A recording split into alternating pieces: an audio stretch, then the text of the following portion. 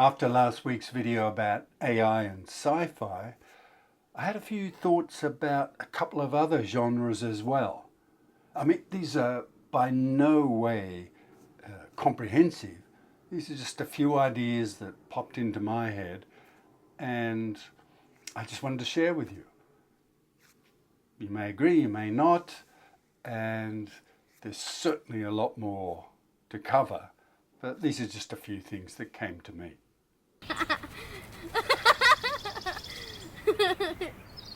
As usual, I'll be having my notes here and on my monitor here because, well, as you know, I don't seem to be able to remember everything. Okay, let's get down to it. Horror.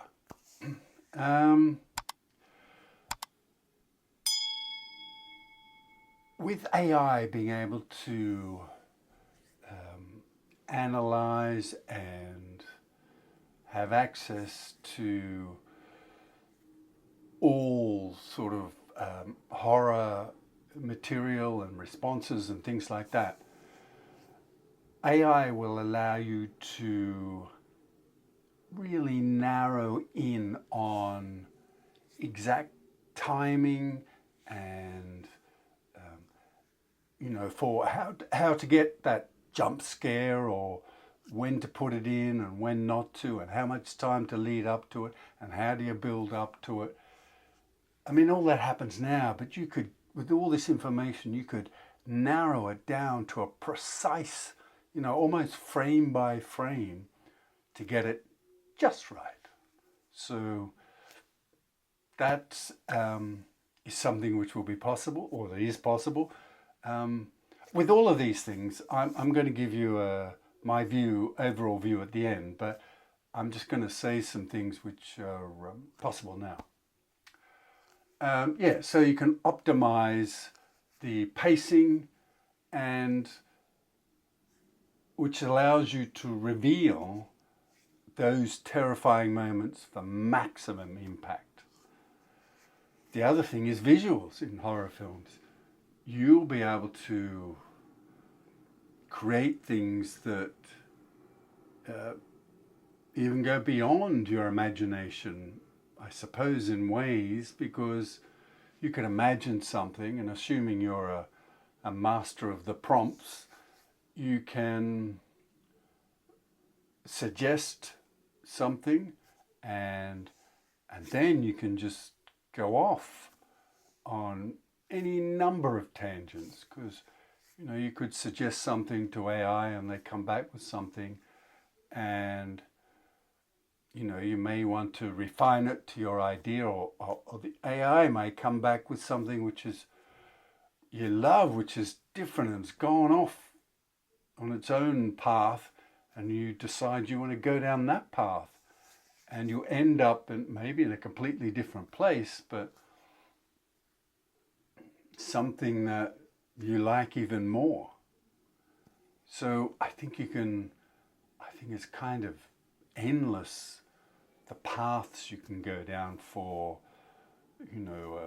new visual horror. Yeah.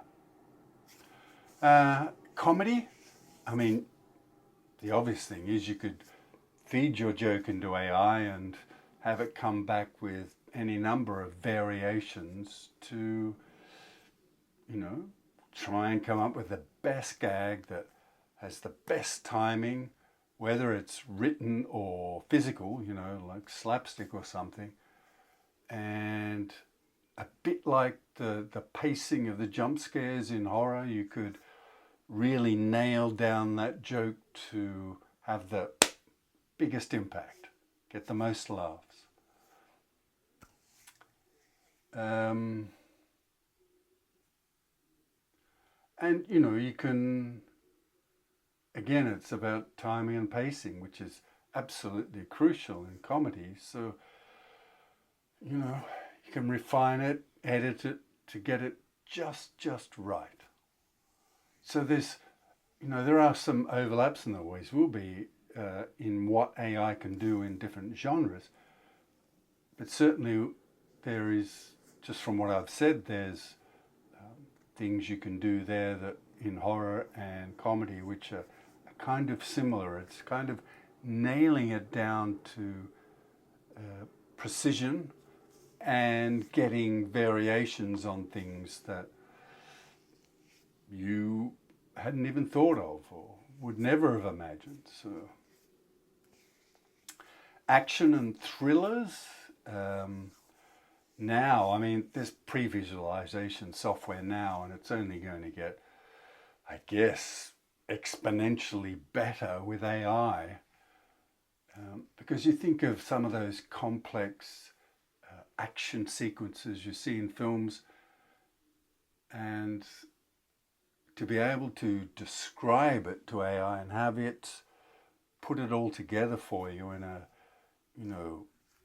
really long sequence or really complex sequence, it's only going to take the load off. And it's obviously eventually going to be better than the old pre-visualization, but I'm sure the AI will be fed into existing pre-visualization tools, or there'll be new tools as well, I'm sure, but just to make it that much slicker and that much more impressive to the audience.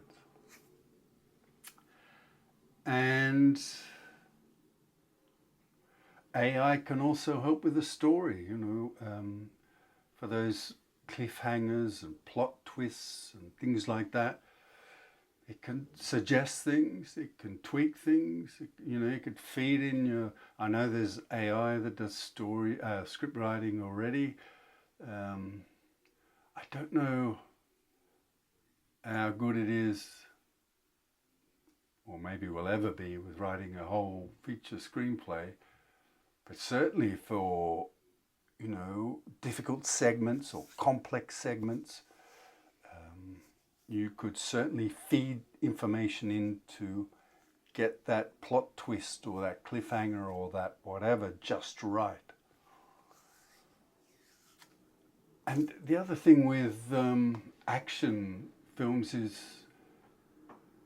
you could have, as well as having all that pre-visualization sequences of action suggested for you or planned for you by AI, you could feed in information about the actors as well.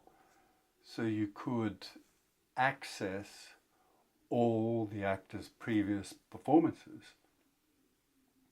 to help you predict how that's going to work with the action sequences and how best to blend those two things together.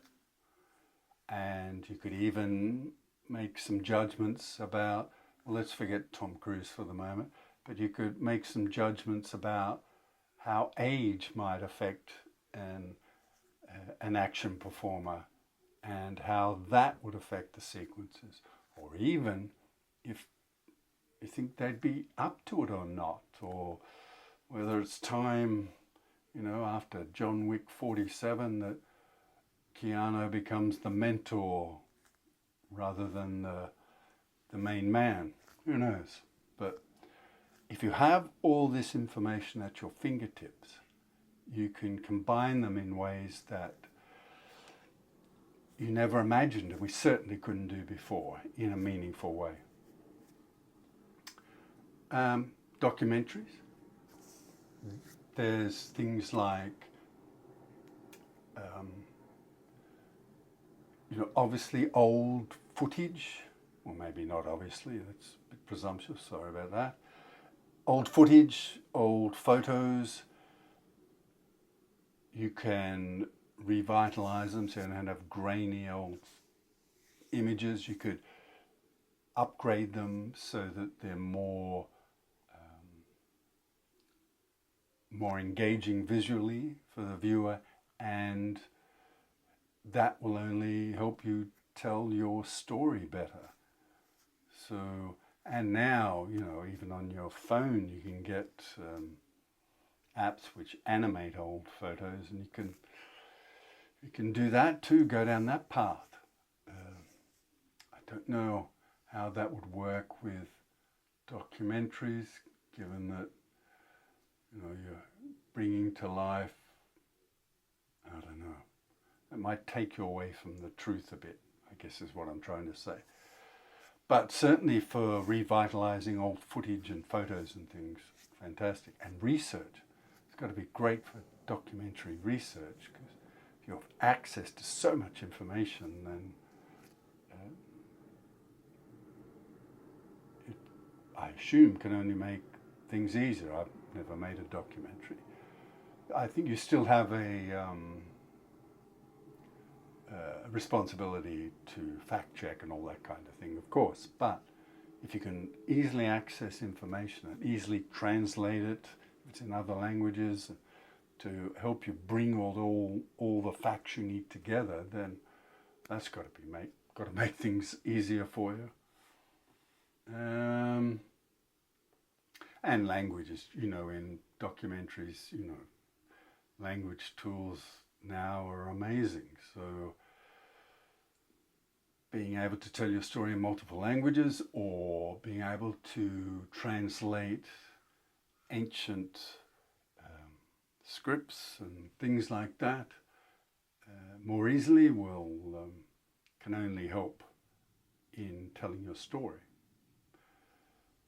And I hope they're used to preserve, you know, I hope there's projects all over the world aimed at preserving indigenous languages and stories and things that we've already lost far too much of, that we need to retain. So I hope that's going on. And I guess my concern is that everything will end up too polished, too perfect, too generic, homogenized. To me, the appeal is that it's not perfect. You know, that there are bits which you think, oh, it's a bit clunky, or it doesn't quite work. I mean, there's no such thing as a perfect movie. And I worry that AI will be aiming to make the perfect movie, while filmmakers are aiming to tell the perfect story. And yes, they may join together, but I'm not sure that, you know, I fear that the money people will be aiming to tell the perfect story, because they will break things down frame by frame using AI in ways like I previously mentioned, to maximize you know, audience reactions, and thereby hopefully maximize their money. So, but filmmakers really want to tell you a great story, especially indie filmmakers. I mean, I have similar concerns to some of famous filmmakers about some of the sort of big budget stuff that's getting made now. But I think filmmakers in general, they just want to tell you a good story. They want to move you. They don't want it to be perfect. I mean, of course you try and make it as good as you can, but you don't want some generic trash which, you know, anyone can do. You want to make movies that you make, that are unique to you, and tell you a story from my unique perspective, not from AI's perspective, from my perspective. And I worry about that. And as I get more and more into filmmaking, I find myself, drawn more and more to the older films, that have less technology involved in them. You know, some of those old Asian, you know, Japanese, Chinese, Korean dramas, the old French and, you Polish and German and Romanian and Bulgarian and Spanish, all those old dramas that didn't have all the technology we have today, and English and Irish, of course, and Scottish and Welsh, better not leave them out. But you know what I mean. Everywhere, every country in the world has these films. And I find myself drawn to those films much, much more than these highly produced, highly technical, highly polished films that a lot of the films that are made today are. And so I find myself in the position where I expect a lot of indie filmmakers find themselves, and that's kind of trying to work out the balance between how much AI you use and for what tasks, and how much you don't. And I think that's a personal thing, and every filmmaker will decide where they draw the line. For me, right now, I think I will use it for sort of research purposes. If I'm struggling with an idea, how do I solve this dilemma? I might ask AI, but very specific problems. And certainly pre-production sort of things, I can see it being an enormously helpful tool. But if I never used AI, and I may not, I'm thinking of a couple of projects I've got on my slate that I can see that I can easily not use AI, and I probably won't. So, I don't know.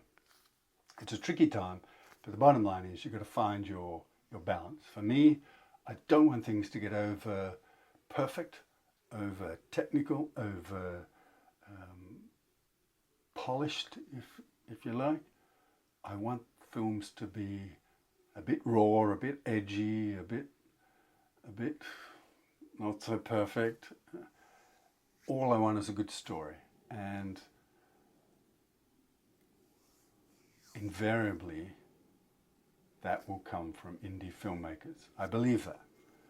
But the problem I find is that the money is going to go to these bigger, more polished, more technically correct, more AI-driven productions. And you can see in, some films of the last 10 or 20 years that we've been heading down that path. But if that's what people watch, you can't really blame the money people for giving people what they want. So it's a tricky question. I have no answer. All I have is the desire to keep making movies however I can, and hope that my fellow indie filmmakers will keep fighting and keep going, and that we'll keep things as original as possible. And I guess that's the thing at the heart of it. Originality.